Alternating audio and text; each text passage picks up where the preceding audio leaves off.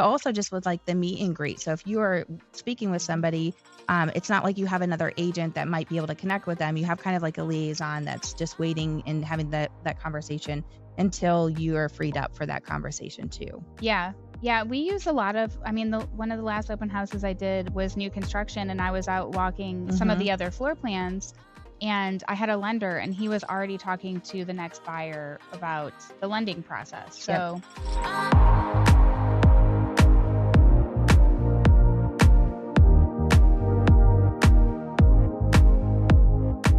On this episode, we're going to be going over the ultimate guide to open houses, how to run a successful open house from prep to follow-up. Yes, I think that all of these tips and tricks are doable for every person.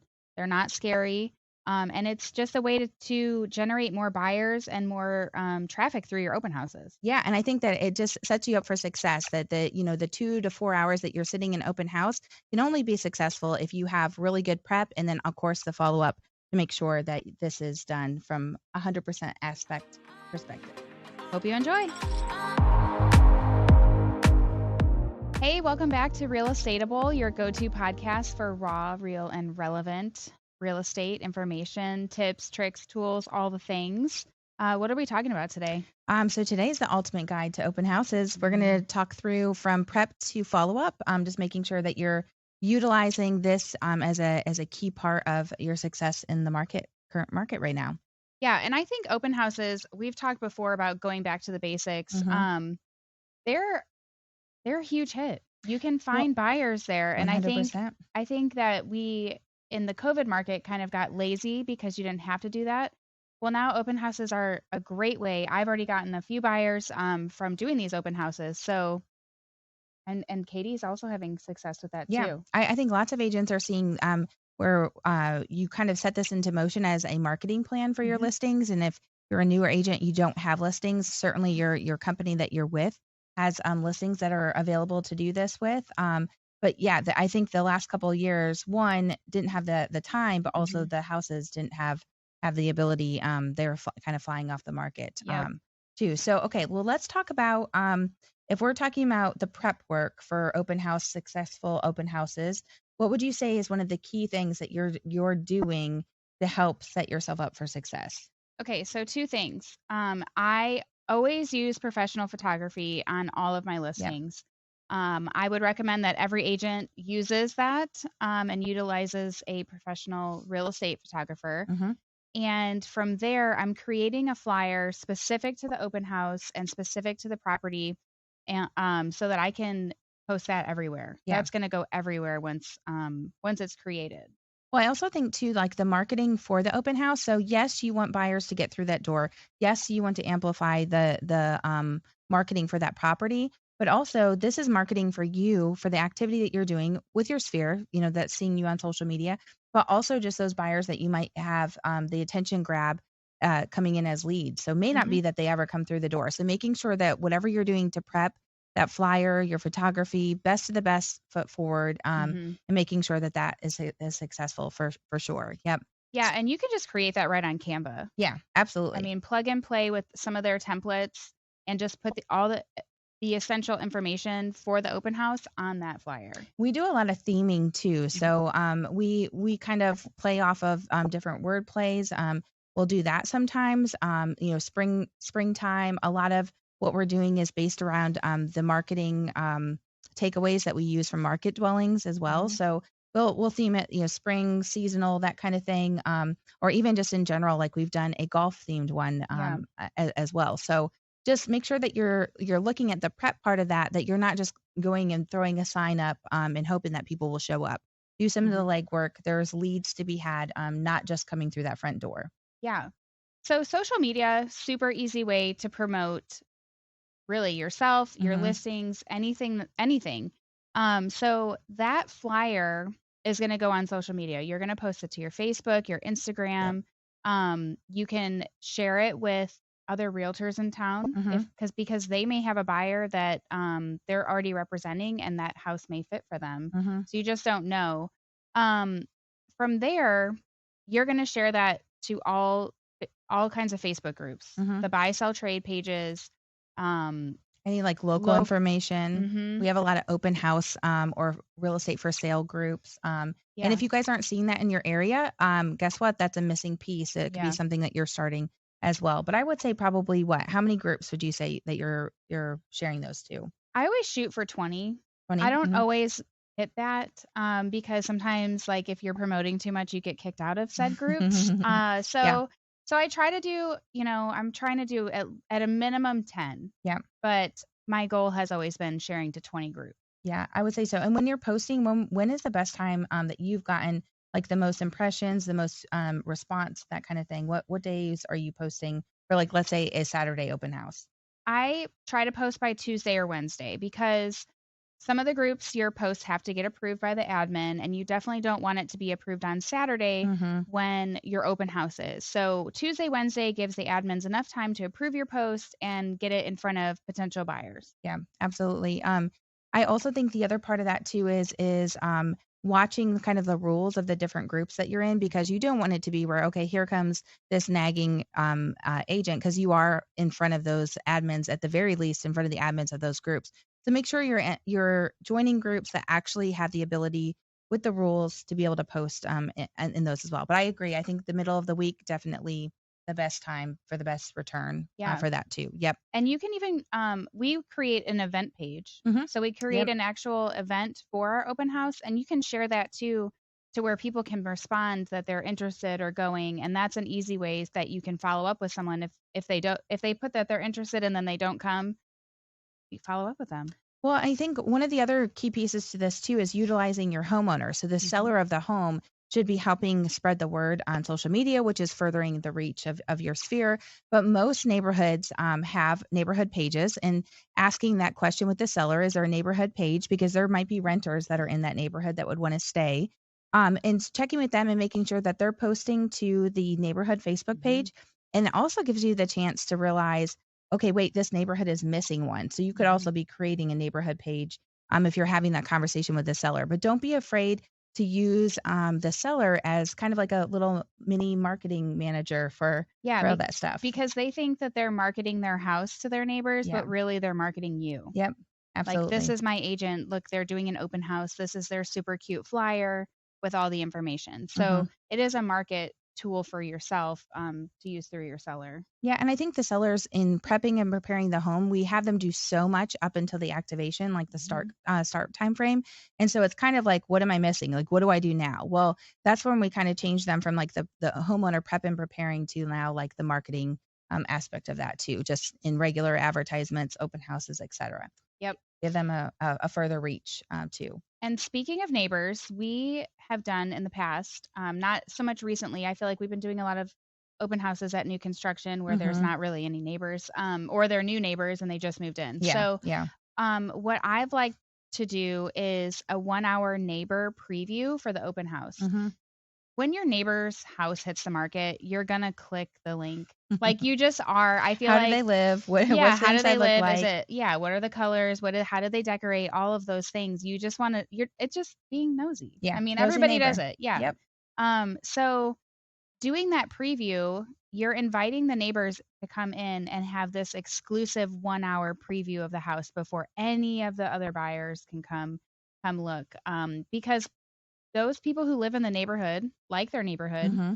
and may know someone who would want to be Yep. a neighbor in the neighborhood. Well, and they also see you doing more. So, like, Mhm. the whole concept of this is like what's setting you apart. So, if they're seeing, oh, wow, look at what they're doing to market my neighbor's house. So, the potential of resale ability with that neighbor. But then also, like I said, there's renters, Mhm. potentials of renters in there as well. So, when you're talking about marketing to neighbors, what does that look like besides the Facebook page? Like, how are you getting the word out that 1 hour preview and what are you doing around that 1 hour? I'm gonna say a word that people don't like, but it's door knocking. But I feel like it's a non-salesy door knock Hmm. because you're not Easily. selling them anything. They already own their house. I mean, they could be potential renters, but you're inviting the homeowner to something. So I'm saying, hey, I just want to let you know I'm doing an open house at your neighbor's house, 123 Main Street, and there's going to be a food truck there. I'm doing a giveaway, but for neighbors, it's the first hour. You have to show up in the first Hmm. hour to be entered into the giveaway to, you know, whatever I'm giving away, and we'll talk about that too. But it's an exclusive neighbors. You want to make them feel like they have an important hour to show up to. And what happens if like drive-by wise? Because at that point you have signs set up and everything else. So what happens if, Joe off of the street driving by comes in? Well, how do you react to that? If they come at the Mhm. neighbor time, Yeah, the 1 hour. oh, I Yeah. still let them in. Yeah, for sure, for sure. Yeah. So I think that it's kind of like almost like a hidden invitation, but it's still open to the public there, during that 1 hour too. So you talked about a food truck. Talk about kind of what that looks like and how you've used that before. So I had a food truck come to one of my neighbor open houses. Mhm, So my like I did that on a Friday night mhm, for neighbors only. Had the food truck come, and I paid for the food truck. mhm. So they came, and I was basically like, any neighbors who want to come, and it was in my neighborhood, so I was a little Yeah, the extra. neighborhood you live in, yeah. Yeah, so I was posting, "Hey, food's on me, come by, check out this house," doing a giveaway, and a way to kind of just connect with my neighbors. But then the food truck's promoting my open house Mhm, because they're saying, "Hey, mhm. I'm here at 123 Main Street today from 4 to 6." So I had the neighbors only on Friday, and then Saturday I just did a public open house. And I feel like that was really good because one of the neighbors, she was like, "I just wanted to see the paint color. I've seen pictures, but I didn't know, and I wanted to see what it looked like." Yep, And things like that. So it was people, but I had made those connections and I've added them to my CRM. So yep. they are So you have the food truck both times, but only paid for during the neighborhood exclusive. I didn't have them come back on Okay, so Saturday so just the because night. Yep. that food truck was busy Mhm. that next day. But if I could have had it, I probably would have it again. Okay. Um, but that kind of brings us to another point is having a sponsorship. Yeah. Yep. So who do you know? What lenders are you partnering with? Exterminators, title companies. There's so many people. Insurance, Yeah, inspectors, yeah. there's so many people you can partner with and say, "Hey, will you go half in on a food truck with me, or will you go half in on a giveaway with me?" Because I feel like people are more willing to sign in Mhm. if you're giving them Something. something. Yeah. If you're saying, "Hey, the seller just wants to know who's coming through," Yeah. well, Not it's a little bit harder grab, and it's a exactly. little bit harder grab for, "Hey, we need your contact information for the giveaway. Like, this is how we're gonna Mhm. reach out to you if you win whatever it is that you're giving away." So it's, like, more accurate information grab as well. So, Yeah. yep, agree. Pro tip, put a couple pieces of paper in there In your head. in your clear Yep, jar, yep. so that they're not like, "Oh, I'm gonna for sure win. There's other people," kinda thing, and it kind of makes people want to enter. I think so too, and it's kind of like a safety kind of, thing with that too. But speaking of safety with that, having a sponsor with you, Mhm. you're not doing the open house yourself, having someone in there during that time that's gonna help, as well, but also just with, like, the meet and greet. So if you are speaking with Mhm. somebody, it's not like you have another agent that might be able to connect with them. You have kind of like a liaison that's just waiting and having that conversation until you are freed up for that conversation too. Yeah. Yeah, we use a lot of the one of the last open houses I did was new construction, and I was out walking some of Mhm. the other floor plans, and I had a lender, and he was already talking to the next buyer about the lending process. Yep. So, Yep. and just kind of just making small talk with them Yeah. until I got back. Yeah, I agree. So, you were saying for door knocking, so you're ahead of time walking the door. So what are you giving to them when you're door knocking? Are you like talking to them? Are you giving them anything? What does that look like? I'll have some sort of flyer created Mhm. for the neighbors only open house. And so again, you have that invitation that is making them feel special and exclusive. Mhm. And it's basically the same open house flyer, but it has like neighbors only. Yeah. So it's marketed to the neighbor instead of everybody. Mhm. But it all is like same theme, same colors, all the So things. the exclusiveness of that is already on the flyer for you. Mhm. I've also done it where I have just like the property flyer, the one that we're Mhm. using just to market in general, where there's a letter that kind of has, 4 to 5 sentences, dear homeowner, telling them kind of the goal of what's happening, and then also a separate letter if you're door knocking and no one answers. So just talking about this may have changed the value of your home, Mhm. and if you're wanting to know what this means for you, so they didn't answer, so you can't tell for sure whether they're coming to the open house, but if you're wanting to info grab for, that kinda call to action, having a letter on the back that just talks about the value being changed Yep. for your property too. So lots of different examples for what that could look like. But I think the biggest thing is actually just doing it. So the best way Mhm. to actually make this happen is by doing it, and whatever you think is going to help with the cadence of the conversation that you're having, I think would be best with that. So. Yeah, and I think too, even if you're super like, if you're shy or you're nervous to knock on doors, I mean, even if you just knocked on the door and they answer and you say, "Hey, I'm doing an open house next door. It's for neighbors only the first hour. Just wanted to give you this flyer. Have a great day." Hmm. Like, it Yep. doesn't have to be much more than that, honestly. Yep.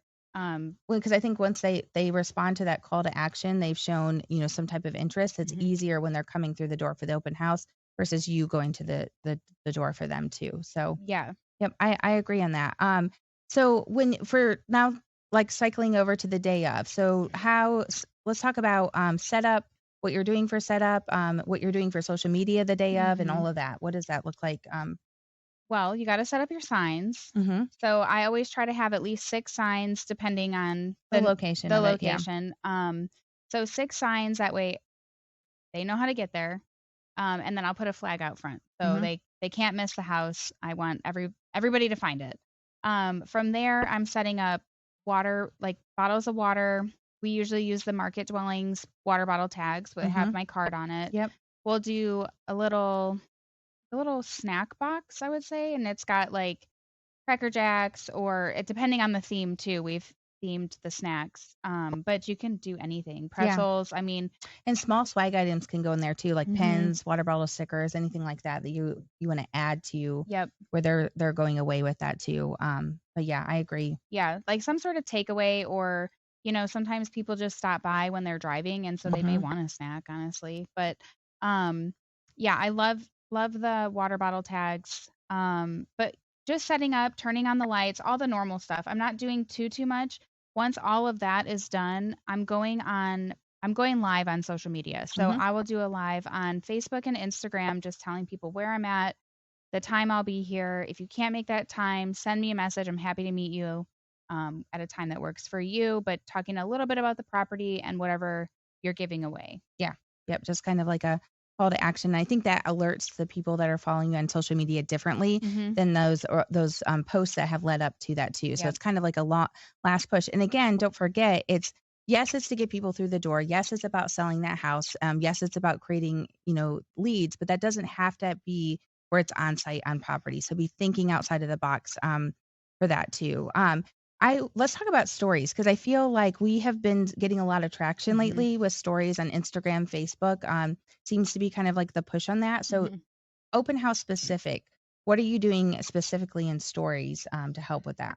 I try and talk about the house. Mhm. So I in my live video, I'm talking about, "Hey, come see me, come see this house." In the stories, I'm trying to tell a story of the house. Yeah, literally. Hey guys, I'm standing in the kitchen where my sellers used to bake cookies every year or Every Christmas. every Christmas, they're baking cookies Yep. in here, and it was the perfect entertain open concept for entertaining. Mhm. And then what you can do, and you can do this on your post too, is tag the local businesses and restaurants that are around that property. Yep. Because in a video or a story, you can say, "Hey, just want to let you know I'm in the Valley neighborhood, and if you move here, you can enjoy XYZ restaurant, and you can go shopping at this mall, etc." Whatever's local, Whatever's close to it. Yep. because once you tag them, then you're on their pages. Mhm. So it's just a bigger reach. It's a bigger, and you're giving more information about the house. And I think that doesn't have to be the day of because I feel Mm-mm. like law of attraction, if you set up early, that open house automatically starts early. Mm-hmm. So this could be stuff leading up to it. You could do, a Wednesday, Thursday, Friday cadence of what you're doing. Yep. So just all kinds of idea banks on that. And this doesn't even just apply to open houses. So this can be stuff that you're doing with your listings just in general Mm-hmm. to further the reach than it just being yourself, your team, your company, where you're using those local businesses that are loving that kind of social Yeah. shout out for sure. Yeah. I try Yep. and record those the day we do listing photos Mm. because the Mhm. house looks the best. Yep. And you're already there. We do listing videos, so I already have kind of like my hair and makeup done where I can just go in a few rooms, a few areas of the house and talk about it. And I already have that stored. So I'm not frantically trying to either get my sellers out of the house later or have to do it on an open house day, it's pre-recorded. If I don't have something for content, I have something Yeah, yeah. stored up. Yep. No, I agree with that, too. I think that it kind of, like, furthers the reach of that day, and it's kind of it creates similarity too. If they're seeing you in your listing video, you in the Mhm. same outfit, through the stories and social media, I think that really helps too. Yep. Yeah. Yeah. So, what are what are some of the things that we've given away? Mm, all kinds of stuff. Yeah. I feel like one of the most cost effective but kind of flashy has been Yeti buckets filled with different things. So, Mhm. like, we've done bigger Yeti cooler giveaways during client appreciation events and things like that, but not so cost effective when you don't know the return, like the guarantee of return. Mhm. Yeti buckets are less than $50 a piece. Being able to put stuff inside of those. We've also done where a couple of our agents have done like an open house push for the entire month, and they did one giveaway, based off of several different open houses. They just Mhm. kind of pulled all those together, so that can kinda help make where you're only purchasing one giveaway, but multiple, events. Other things, gift cards are always a hit, Amazon's always a hit. I also think if you're pairing this with a sponsor, it's kind of like, what are they willing to do Yep. too? What kind of budget are they willing to do? I think one of the biggest things too is just making sure that everyone heads away with something like the boxes that you're talking Mhm. about, because there is a chance that they don't ever respond to follow up. They don't, receive your follow up cards or anything you're doing for Mhm. follow up. So make sure that they're not going empty handed. Send some love out the door with them. And then from there, I think it's, what is going to be the biggest draw for those people that are coming in to be like, okay, yes, I want to write my information down. Yeah. We've done AirPods Mhm. along with Topgolf gift cards and Yep, just other aiming it things out like for that. that. Yeah, and always try and support local. So we try to do restaurants that are local just Mhm. to our area, and things like that because again, you can tag who won the gift card to our local restaurant. Yeah. Yeah. So it's all about supporting local, and attracting the people to come in and give you their information. Yeah. I agree. I agree. I think that you can't really go wrong though. Mm-mm. And then it's going to be trial and error because what works for us has not worked over the years, and we've just had to kind of shift the Mhm. sales and just figure out how you're going to be getting the best response for the pool of people that are responding to your area as well. So, Okay, so once somebody wins, you're about to draw the winner. mhm. I always go live Mhm. and pull the name out, read the name live, and say, "Hey, I'm going to connect with you, so that we can get you your giveaway." But the most important piece to that is meeting them again face to face, Yep. because you either want them to come to your office and see that you're a professional, or you can meet them at a coffee shop, etc., wherever you want to meet them, but it's really important to meet them face to face. Yeah, for a second time too, almost Mhm. kind of like demanding that interaction one more time. Yep, I agree on that for sure. And it can be kind of specific to what works best. Like, hey, is it better to meet you closer to you at a coffee shop or back to my office? Mhm. Some of these folks too have already started the showing process. Like they're already Mhm. committed, and we know we have a follow-up appointment with them. So bringing it to something like that as well, but in person as many times as possible, best choice for sure. Yep, 100%. Okay, so when you when you do an open house, what type of follow-up are you doing? So I try to make sure before I leave the property that I'm adding them into the spreadsheet. So Mhm. just to make sure that no loose ends. So at the very least, they're going to be heading down the conversation field, that any of my contacts have. So whatever that looks like for you. The biggest thing is that those people that are identifying that they already have a realtor, they're not going onto my spreadsheet. They're not going onto a Mm. a continuous follow-up. They are getting a thank you for stopping by card, and I'm definitely connecting with their agent if they provided that Mhm. information. When I follow up though with people that are saying they have an agent, it's very specific about 123 Main Street. So if you have any questions about 123 Main Street, we just had a price reduction on 123 Main Street. So you're providing value for the only for what they have reached out to you for Mhm. is the open house, for that property, address. So I'm just thanking them, through a card specific for if they have an agent. I'm specific to the property, but a follow up handwritten card. Try to do that within 24 hours of the Mhm. open house. Doing a follow up.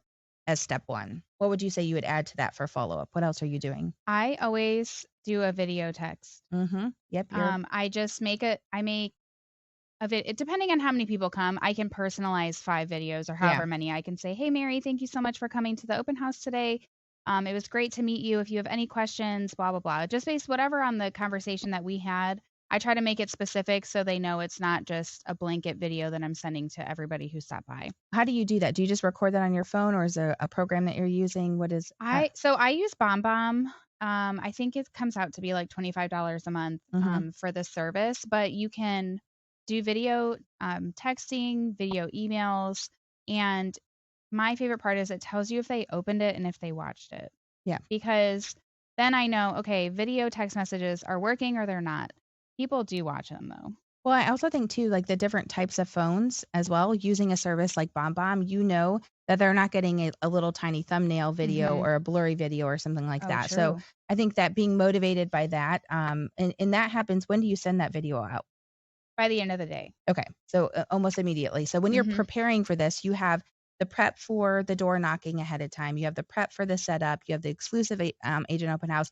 But then I would say to be successful and prep to follow up, that you have a game plan already set out and time blocked for that follow up. So you don't go, on 2 wheels out the door into 17 other things for the day and then backed by the busyness of the week without having, okay, I'm committing to an open house, and then this is my windows to be doing that follow-up on top of that. Well, and I think that's what happens to every agent. You're Right? so ready to get out of your open house Yep. and you just want to either go home or be about your Saturday. And I think that's why, what was that stat? Like 70% of people aren't followed up with from an open house. Yeah. 70%. Like, why did you even do the open house? Why did you all this? So it's prep to follow up. Success is prep to follow up. Yeah. So having that game plan from there. And that might mean there's been times where I've had to say, can't do it. Like I know I cannot be successful. I have a 2-hour window, but that 2-hour window is then coupled by everything on this side and everything beforehand. So really, I think that if you're looking at, let's give open houses a shot in 2023, like let's really give this an effort for, a good 6 to 8 months to see if there's anything to be had for you in your area, you've got to have a plan for success. And that's prep to follow up for sure on that. So you do video. Do you do any type of handwritten card follow up at any point in time, or just? I usually get a good response with the text. The text video. If I don't, then I'll move to email and just see if I can get them there.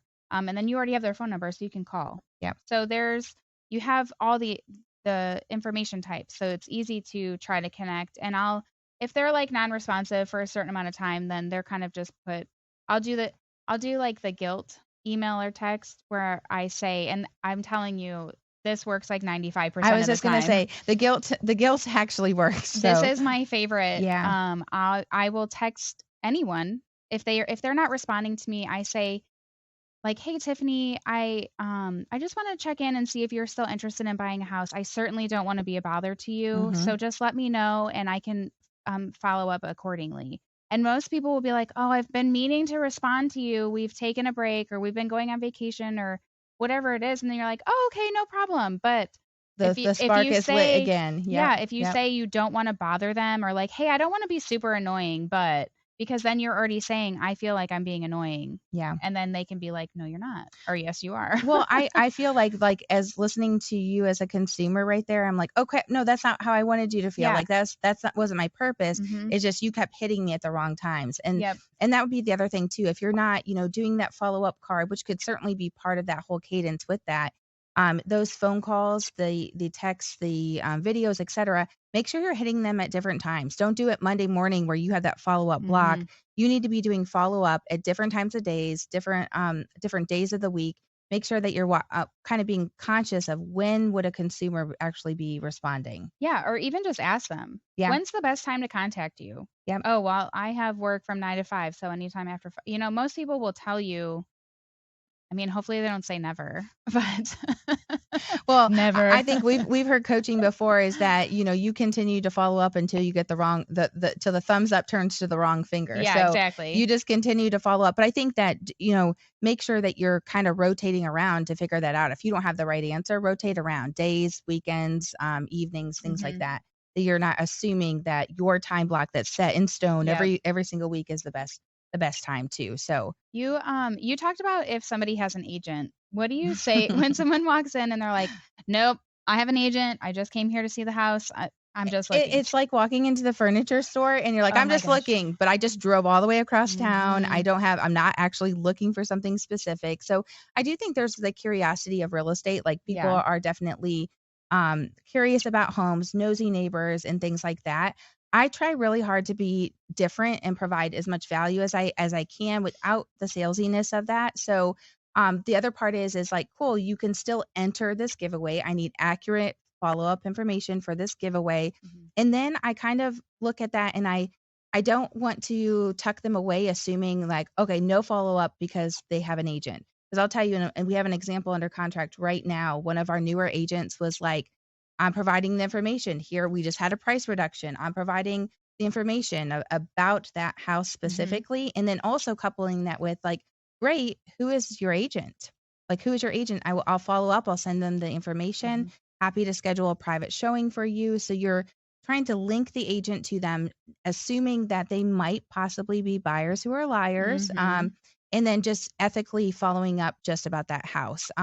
Right now, we have a situation under contract where just that follow up about the house, which they were truly interested in, led to you're different than any other agent that we've been into open houses with, which probably led them to that keyword that I have an agent back away, Mhm. kind of thing. So that follow-up, I don't think it has to be, "Are you looking to buy, sell, or rent?" It could be follow-up just about real estate in general. Yep. But walking through the door and they say that, I don't necessarily shift the gears too much. I don't really shift my gears in that because they're here for that property, which I'm at that point, on the seller's side, whether it's my listing or not, I'm on the seller's company side. Mhm. So I really just try to provide value about the house and show that we are different. Like, it is Yeah. not it's not gonna be, death by beating, in order to do real estate with us. Haven't got to that point yet. Hopefully, never get to Yeah. that point. So, I always just ask what their agent's name is yeah. Yep. because one, you should know your agent's name if you're actively looking for a home. Yep. And if they can't give you that, then that kind of gives you an idea that they might not actually have an agent. Yeah. Yep, I agree, kind of following the cues on that too. Mhm. One of the other things too, as newer agents and, like, as newer agents are coming to our team that as well, and I've done it, just kind of reinventing the wheel, go to open houses for other agents and Mhm. see how they're acting and reacting to that conversation. See how their setup is. See how you can be different, how you can do better, be better than what your competition is doing for that. So that's another kind of pro tip in Do you the pretend to be subject. a buyer? No. Oh, you say like, "Hello, I'm a realtor." Yes. Oh, I'm representing myself. Thank you. I was just in the area and I'm checking Yeah. this out. Like, a lot of, and if agents come into my open houses, a lot of the conversation is I'm previewing for buyers. I'm Mhm. previewing for that to happen. Really, I'm just stalking you, seeing how we can be greater Yeah, and better than the competition. So, true. I yeah. feel like we do more though than most for an open house. Yeah, I agree. And I think that really the key to success is that prep and then the follow-up. The couple hours that you're in the house, Mhm. okay, great, it could be successful, but how many people have actually sitting during your block for the open house and gone, "Okay, I'm ready to write an offer." It's a lead generating source. For sure. Definitely want the exposure for your seller. You're being featured differently on websites like Zillow, Mhm. Realtor.com, Redfin. Those kind of websites are promoting you in a different angle, Mhm. getting traction for your seller. But really, that's a lead generating tool, and just showing how you are different than other agents that they're getting on the phone with. Yeah. I mean, do you have anything else on open houses? I think we covered everything. Yeah, I think so too. All right, guys. Well, go run a successful open house after listening to this episode.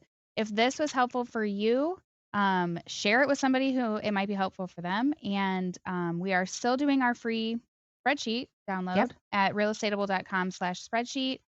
Make sure you give us a download and 5 stars if you liked it. And we'll see you guys next time.